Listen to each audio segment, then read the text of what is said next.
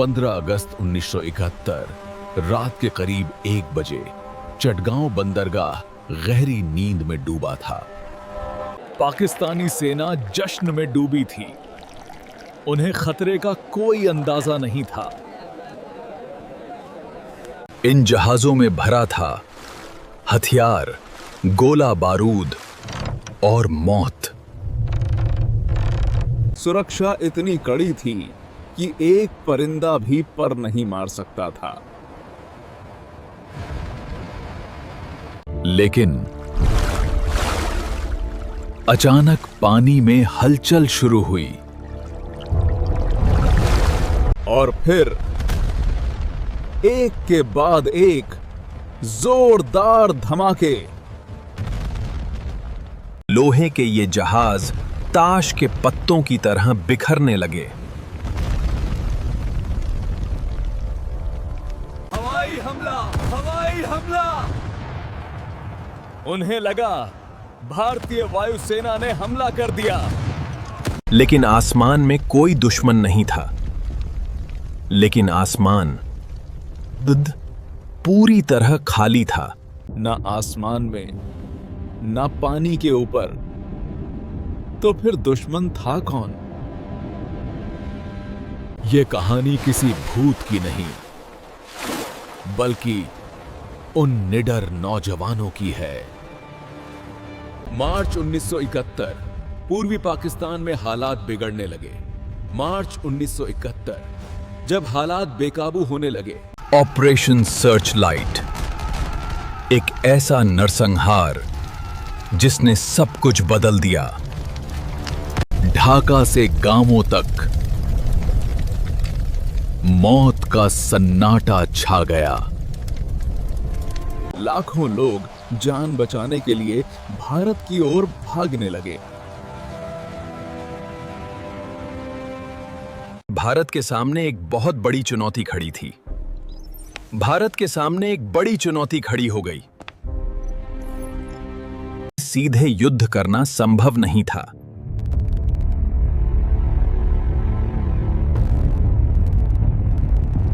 लेकिन दुश्मन की सप्लाई लाइन तोड़नी जरूरी थी।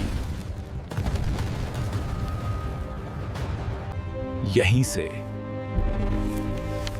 एक खतरनाक योजना ने जन्म लिया। मुक्ति वाहिनी को इस मिशन के लिए चुना गया। मुक्ति वाहिनी इस मिशन की सबसे बड़ी ताकत बनी। ये सैनिक नहीं, आम लोग थे, लेकिन इरादे फौलादी थे। उनकी आंखों में सिर्फ बदले की आग थी। इस मिशन की जिम्मेदारी सौंपी गई कमांडर सामंत को। यह ट्रेनिंग आम नहीं, मौत से खेलना था। उन्हें सिखाया गया पानी में जीना, छिपना और हमला करना। मार्च 1971 फ्रांस के टूलो में एक पाकिस्तानी पनडुब्बी खड़ी थी। इस पनडुब्बी में कुछ बंगाली अफसर भी मौजूद थे।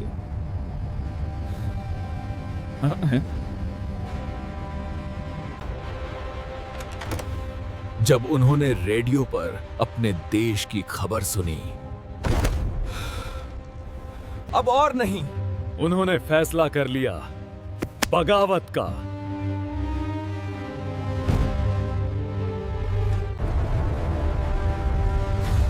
ये थे वो 8 जांबाज, द 8 सबमरीनर्स। उन्होंने मौत को चुनौती दी और भागने की योजना बनाई। विदेश की जमीन पर हर कदम मौत के करीब था। फ्रांस से स्पेन और फिर भारत। इनका आना मिशन के लिए गेम चेंजर बन गया। अब दुश्मन की हर चाल हमारे सामने थी। पश्चिम बंगाल, भागीरथी के किनारे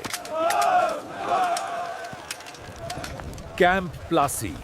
यहां चुने गए 400 से ज्यादा नौजवान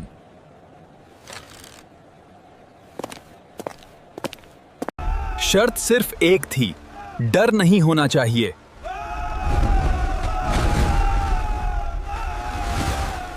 उन्हें सिखाया गया पानी के अंदर जीना। उनका हथियार लिम्पिट माइन।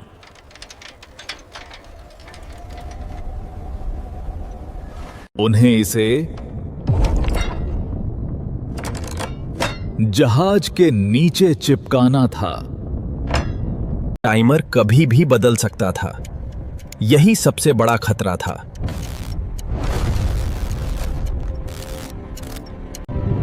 ये सुसाइड मिशन से कम नहीं था। अगस्त 1972, इम्तिहान का समय। कमांडोज अपने अपने मिशन पर निकल पड़े।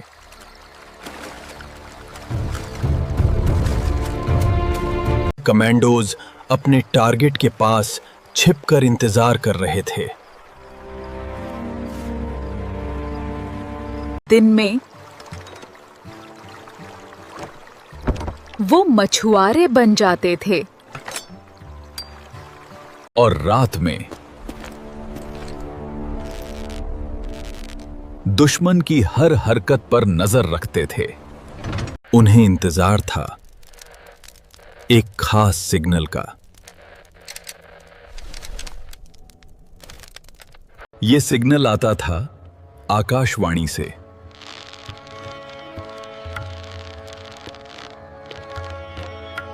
तेरह अगस्त, पहला गाना, स्टैंड बाय। कमांडोज पूरी तैयारी में जुट गए। 14 अगस्त, दूसरा गाना, हमला आज रात। शायद ये आखिरी मुलाकात थी। रात घनी थी, अंधेरा गहरा।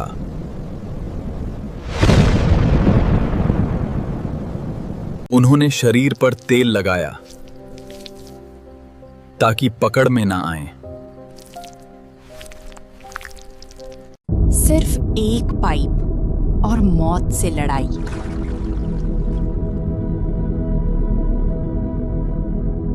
और फिर मौत के पानी में उतर गए।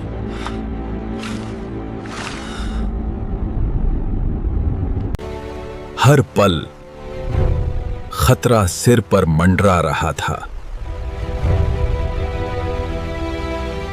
जैसे ही लाइट आती वे पानी के अंदर छिप जाते। एक गलती और मौत तय थी। दिल की धड़कन कानों में गूंज रही थी। वो पहुंच चुके थे अपने निशाने पर।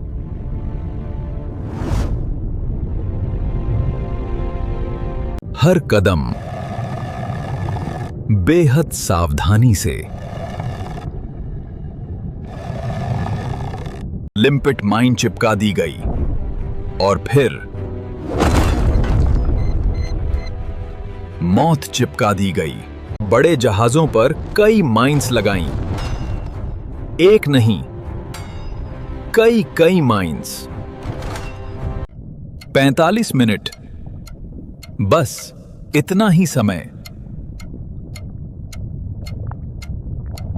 अब सबसे मुश्किल हिस्सा, वापसी।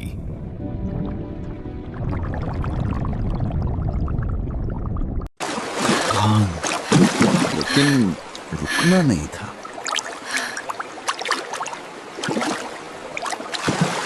वे किनारे की झाड़ियों में छिप गए। अब बस इंतजार। और फिर इतिहास बनने वाला था। रात के 1:45 पहला धमाका हुआ। एक के बाद एक धमाके।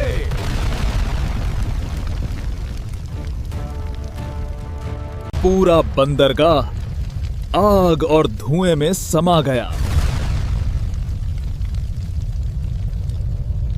जहाज एक एक कर डूबने लगे।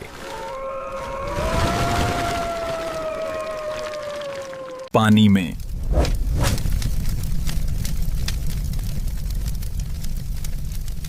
आग बह रही थी। क्या हो रहा है वी? वे अंधेरे में अंधाधुंध गोलियां चला रहे थे।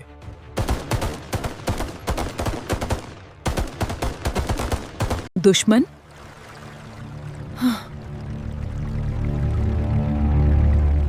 कहीं नजर नहीं आ रहा था। कमांडोज चुपचाप सब देख रहे थे। कमांडोज खामोशी से सब देख रहे थे। मिशन पूरा हो चुका था। एक ही रात में 40 से ज्यादा जहाज खत्म। हजारों टन हथियार पानी में समा गए।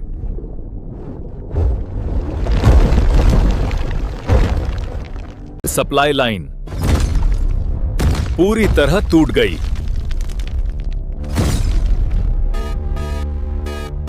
मनोबल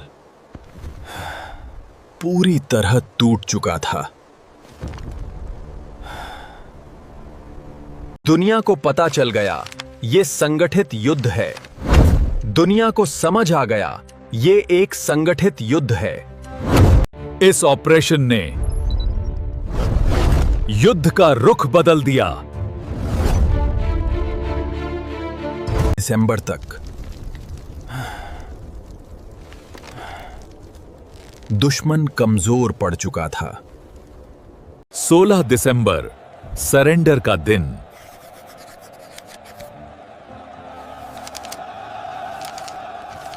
तिरानवे 93,000 सैनिकों ने हथियार डाल दिए।